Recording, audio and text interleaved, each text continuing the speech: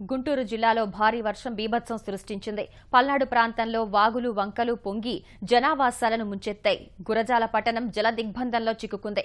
సహాయక చర్యలకు వరద ఉధృతి ఆటంకం కలిగిస్తోంది. బాపట్ల ప్రాంతంలో పంట పొలాలు నీట మునిగి రైతులు తీవ్రంగా నష్టపోయారు. వరద పరిస్థితులపై స్థానిక నేతలు అధికారులతో ఆరా తీసిన ముఖ్యమంత్రి సహాయక చర్యలు వేగవంతం చేయాలని ఆదేశించారు.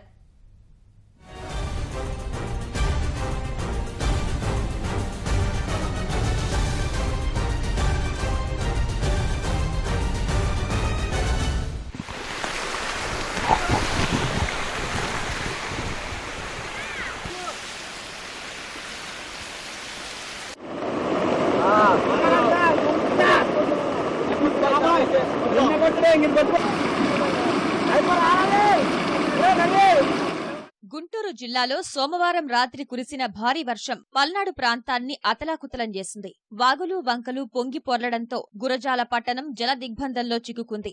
ఆర్టీసీ బస్టాండ్లోకి భారీగా వరద చేరింది. గురజాల నడికుడి రైల్వే మార్గంలో దిండి వాగు ఉధృతంగా ప్రవహిస్తోంది. పట్టాలపై 300 మీటర్ల దూరం వరకు వర్షపు నీరు ప్రవహిస్తోంది. గురజాల మాచర్ల రైల్వే మార్గంలో 1/2 కిలోమీటర్ మేర ట్రాక్ కొట్టుకుపోయింది. ఈ మార్గంలో రైళ్ల రాకపోకలు నిలిపివేశారు.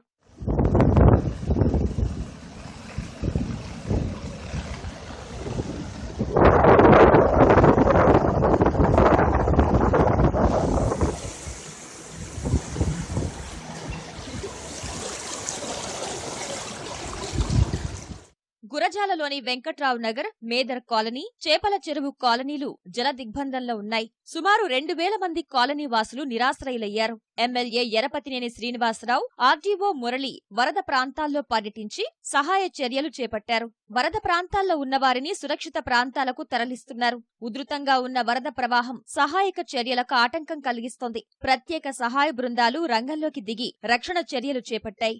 బాధితులకు ఆహారం, నీరు అందిస్తున్నారు.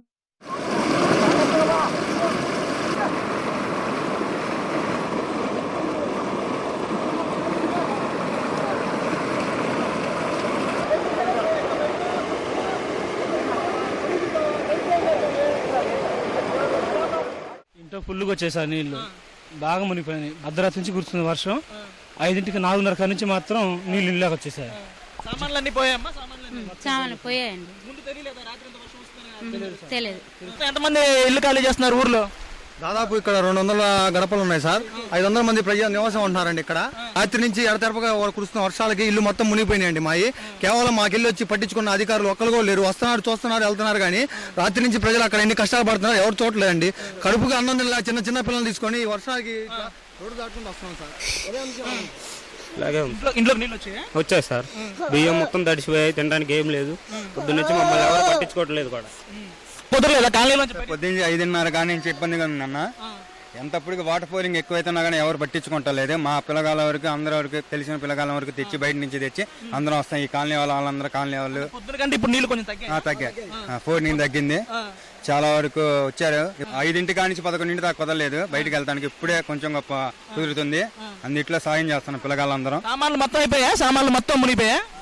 మునిగిపోయింది సార్. మొత్తం డ్యామేజ్ అయినాయి. మొత్తం ఒకటి కాదు 2 కాదు, మొత్తం చాలా కొట్టిపోయినాయి. బీద వాళ్ళు మొత్తం టీవీలు కట్టని మొత్తం చాలా పోయినాయండి. ఎలా ఉంది పరిస్థితి అక్కడ? పరిస్థితి జ్వరాలు వచ్చి వాగులు అల్లాడిపోతున్నాం. ఆయన ఇంట్లోకి నీళ్లు వచ్చినాయి. ఇంతవరకు అన్నం వండుకోవాలా? చిన్నపిల్లల్ని పెట్టుకొని అన్నం కాళ్ళాడిపోతున్నాం నాయన. ఇంతవరకు అన్నం లేదు. సీతారాం టాక్సీలకు రమ్మంటే వెళ్ళిపోతున్నాం నాయన. పిడుగురాళ్లలో వంతెన వద్ద బోల్తా పడిన కంటైనర్ను వరద నీరు చుట్టుముట్టింది. అందులోని కార్లు పూర్తిగా నీటిలో మునిగిపోయాయి. దాచేపల్లి మండలంలో నాగులేరు వాగు తీవ్ర రూపం దాల్చింది. కరాలపాడులో గోడ కూలి మహిళ మృతి చెందింది. మాచవరం మండలం వేమవరం వద్ద రాళ్లబండి వాగు ఉధృతి పెరిగింది. మండాది వద్ద రహదారిపై నీరు పారి గుంటూరు, ప్రకాశం జిల్లాల మధ్య రాకపోకలు నిలిచిపోయాయి. రెంటచింతలలో వరద నీటిలో లారీ చిక్కుకుపోయింది. మాచర్లలోని జనావాసాల్లోకి వర్షపు నీరు చేరింది. రైల్వే స్టేషన్లో పట్టాలపైకి భారీగా వరద చేరి భీమవరం ప్యాసింజర్ను నిలిపివేశారు. కారంపొడి మండలంలో ఎర్రవాగు ఉధృతంగా ప్రవహిస్తోంది. మిరియాల చెరువుకు 3 చోట్ల గండ్లు పడ్డాయి. పిడుగురాళ్లలో వంతెనపై నుంచి లారీ పడిపోయింది.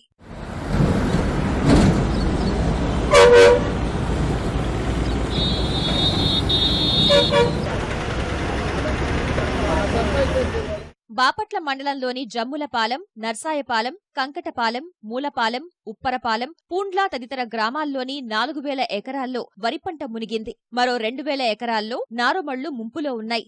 ఎకరాకు 7,000 రూపాయలు ఖర్చు పెట్టామని రైతులు వాపోతున్నారు.